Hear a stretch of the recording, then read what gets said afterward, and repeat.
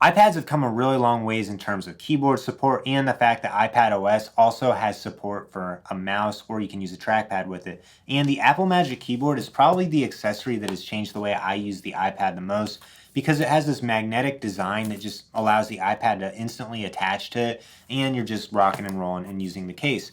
But there are a couple things that are weird when you use the Apple Magic Keyboard. So in this video, we're going to talk about all the features I love about the Magic Keyboard and a couple things that you need to watch out for if you're considering buying one for yourself.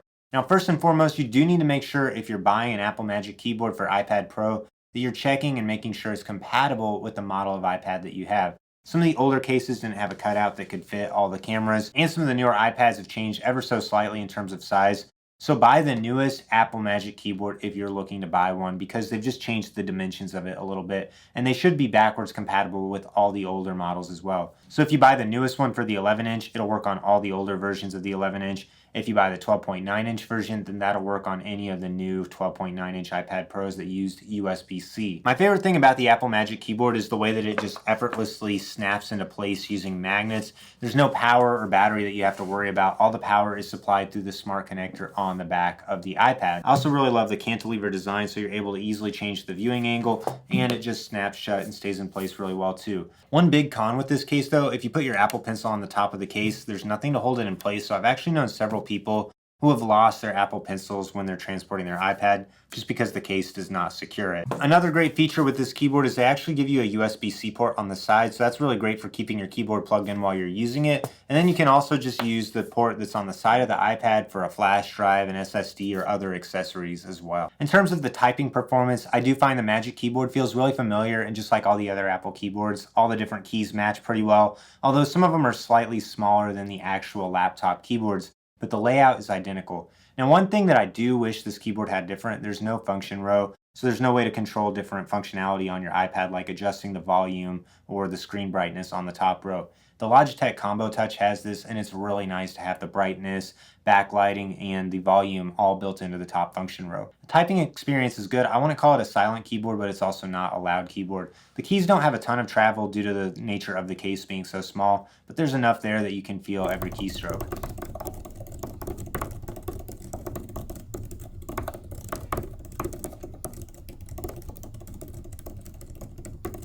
I also noticed that the spacebar, shift, return, delete keys, all those specialty keys are all significantly smaller than their laptop counterparts.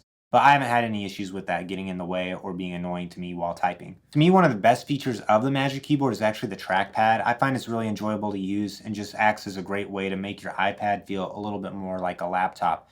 My use case for the iPad, I mostly use it to write scripts for videos or just to do general purpose writing things when I don't want all my applications on my computer distracting me. I'm just able to have a much more focused experience using the iPad. So I really like to sit on the couch or sit in a chair, go somewhere and do some writing on the iPad with the Magic Keyboard. I found that the Magic Keyboard is probably the best iPad case in terms of using the iPad on your lap or on a couch because the bottom of it is flat and the stand just works effortlessly. On the Logitech Folio and Combo Touch keyboards, the big issue I have with those is that when you're sitting down and trying to put the iPad on your lap, it's just really unsteady and there's no way for it to stand stable. So as an actual case, the Magic Keyboard does a good job protecting most of the iPad, but you'll notice that the edges are completely exposed, so there's no protection around the corners or edges. I've never dropped my iPad, so I'm not really sure how durable this is, but it definitely doesn't feel like a rugged kind of case. Now, I have noticed that the leather appearance has aged over time. I think I got this one back in 2020. The edge of the case is kind of sharp.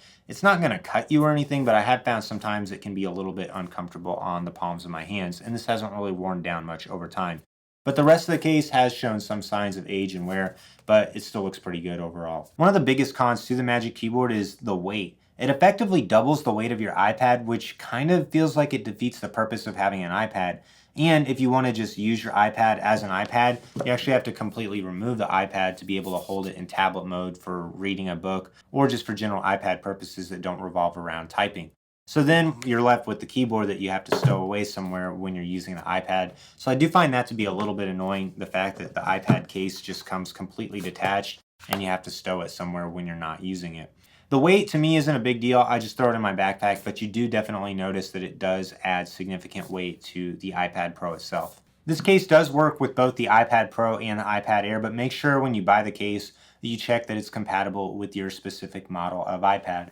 Probably the biggest con with the Magic Keyboard is the fact that it's so stinking expensive. It's $300 if you want to get the one for the 11-inch, or it's $330 if you want to get the one for the 12.9-inch. You can get it in both a white and a black color. I have the black color and I'm a big fan of how it's held up over time. If you look at the options that Logitech has, they have the Folio Touch and the Combo Touch. Those are available for about $170 or $200.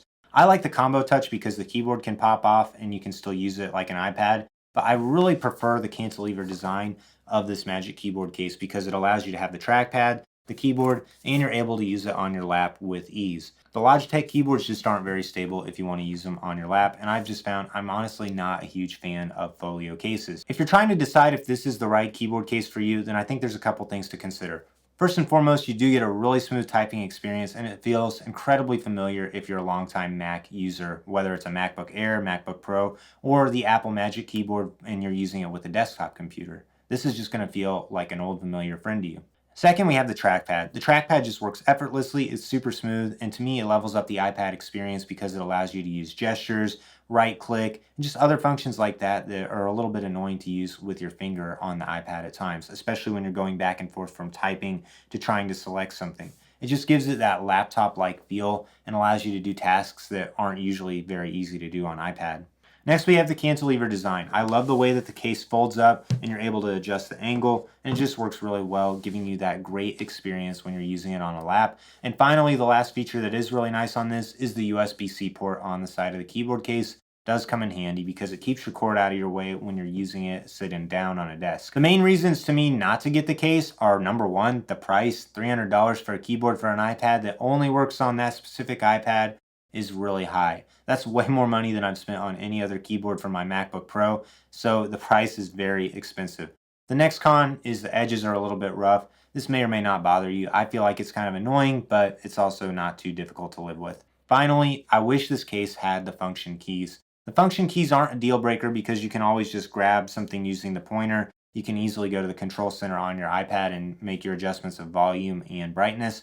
But there's something about having function keys at your fingertips that's really handy. So if you want the best keyboard case for the iPad Pro, you don't mind the weight, you don't mind the fact that it doesn't hold your Apple Pencil, and you don't mind the fact that it is $300, this is the case for you because it's held up really well for over 3 or 4 years of use for me, and it's just an enjoyable experience to type on. If you have any other questions about the Apple Magic Keyboard for iPad Pro, iPad Air, iPad Pro 12.9-inch, leave a comment down below. I'll do my best to answer them. If you're interested in this case or any of the other cases I've mentioned in this video, check the links in the description for links to purchase, or also for some comparisons and more dedicated videos talking about the Logitech keyboard cases for iPads.